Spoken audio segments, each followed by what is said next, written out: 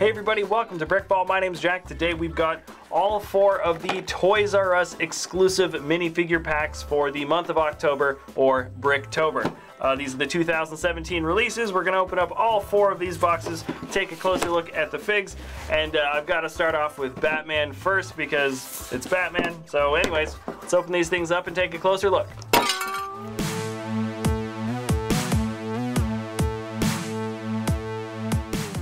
Alright, so the first pack that we're opening up is my favorite. This is the Collectible minifigure series from the Lego Batman movie, and specifically it's just 4 brand new Batman figures. I don't know the official names for these guys, but it looks like we've got an Easter Batman, a Spartan Batman, a Wizard Batman, and then Money Suit Batman. So let's start off. This is Easter Batman, who before I think just came as a clock or maybe one of those larger flashlight keychains. Now this is him in true minifig form, and I think the nicest thing about him is that the body of Batman comes in this nice sort of light blue, which we haven't gotten before. I think this is the first time the utility belt has been molded in white, and the headpiece is also a remolded color from the March Harriet from the original Collectible minifigure series pack for the Lego Batman movie. His expression is new, and I kind of like that this Batman figure doesn't come with a cape. Now, I don't know if this guy's any more or less unique than any of the other Batman figs. They're kind of all in and of themselves really wacky. This is the Wizard Batman. The robes have been embroidered with the bat symbol, and he looks like he's wearing sort of a bat medallion around his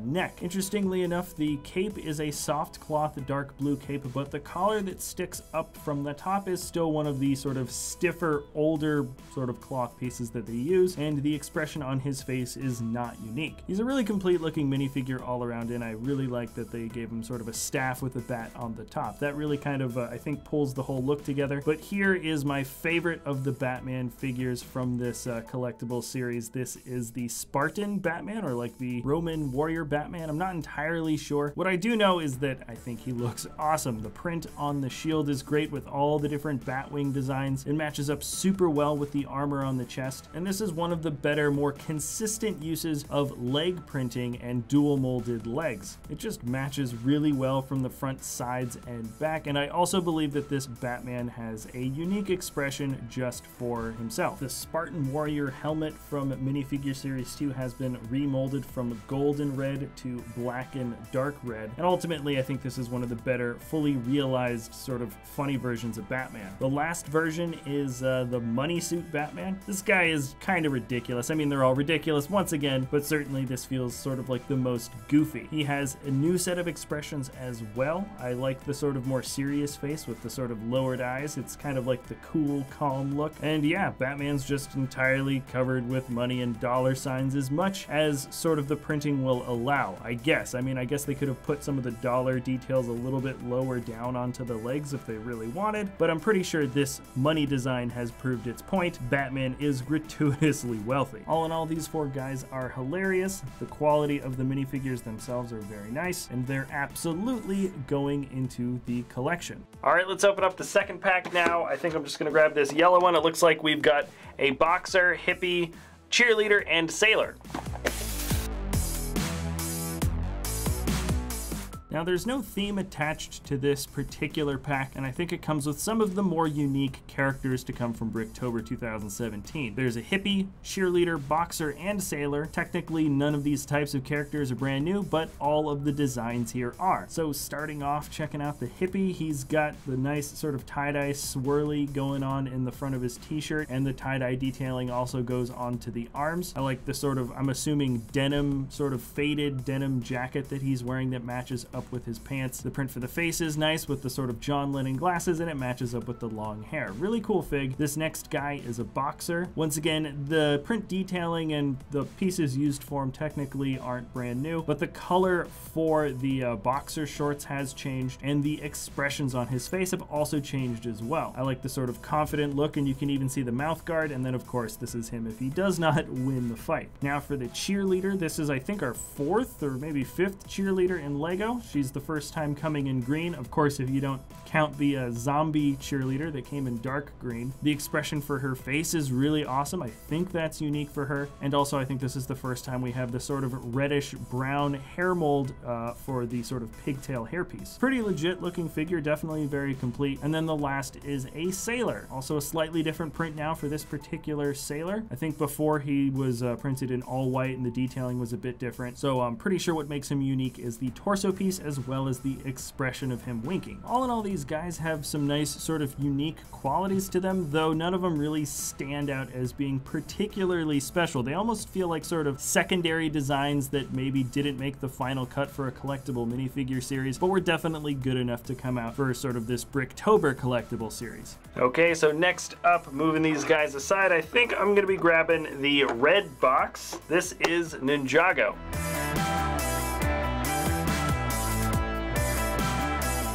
So this is the collectible series for the Ninjago pack. The 4 minifigures include Neuro, one of the white Ninjroids from the rebooted series, also Golden Techno-Kai from Rebooted, as well as Crux from the Hands of Time. Golden Techno-Kai, I think, is the one that most people would be looking forward to from this series. The torso print is brand new for him, and it matches up exactly with what he looked like from the show. The detailing for him all around is looking really good. He has a unique expression, which is really rare for just about any of the main characters from Ninjago. And I think my favorite part about this guy is the sort of layered fire detailing that we have on the front of the torso. Now this is a closer look at one of the white Ninjroids. Best part about this guy for me is the inclusion of the print on the armor piece in the front, and I also like the sort of molded extra bit of metal detailing that goes on top of the cowl. Not the biggest fan of Ninjroid detailing in general, but you can see with the armor off that they did keep sort of the same art style intact from all the other Ninjroids. Of course, it is kind of unique in and of itself. This too is also a super solid, super complete version of the fig, and now we're moving on to Crux, or at least a different version of Crux. Granted, I don't think this guy is as cool as the original Crux that we got from one of the other Ninjago sets, but I can always appreciate the sort of clock detailing that we have in the gears on the front of the center chest piece. It's a little bit of a goofy detail in general, but I think it works pretty well. Now moving down to Neuro, of course his torso piece is going to be unique. The bit of sort of purple power dish in his hands, that's on a lot of different minifigs. That's not special. I'd say the piece that I'm really most excited about from this minifigure is the hairpiece that is white but has the sort of black streak that goes down the center. The unique facial expression, I'll admit, also matches up really well, and this is a pretty good minifigure to get if you wanted to make a villain for sure. That expression is actually really funny. Now there's a ton of different Ninjago characters that could be used for any sort of collectible minifigure series. I'm sure there's plenty of figs that you wish might have made this list for the collectibles for Bricktober, but for the ones that were chosen, I'd say that they all look pretty good.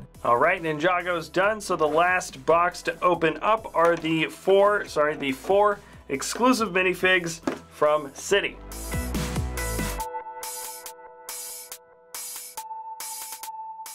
Now, I've been doing this episode sort of in order between the packs that I sort of like the most and the ones that I sort of like the least. So City I thought was the least interesting, mostly because there just isn't a whole lot of unique stuff coming from this collectibles line. By far the best minifigure is the female welder. I like the torso print where it sort of shows overalls that have been wrapped around in the front part of the waist. It's a very unique sort of print to have, and it looks good with the dual molded arms. Now there's also a female skier minifig that has a very similar face print, though I feel like this one is technically unique as well, and this is definitely the most unique figure for sure, because the second most unique figure from this series was the Scientist. I believe this is a new torso print for a Scientist minifigure, so that's kind of nice. There's sort of a name card on the back, and then a few different vials of liquid that he just sort of keeps in his pockets in the front. He looks somewhat disgruntled, which I guess is sort of a unique expression to have for a Scientist in general for a Lego fig. The last two figures are pretty much just slightly different versions of pre-existing minifigures that came from the Lego sort of jungle exploration line from City last year, or sorry, earlier this year. So from what I can tell, we have a different expression on the face of this guy with the machete, sort of a little smirk or something, which is, I guess, all right. And then this is kind of a unique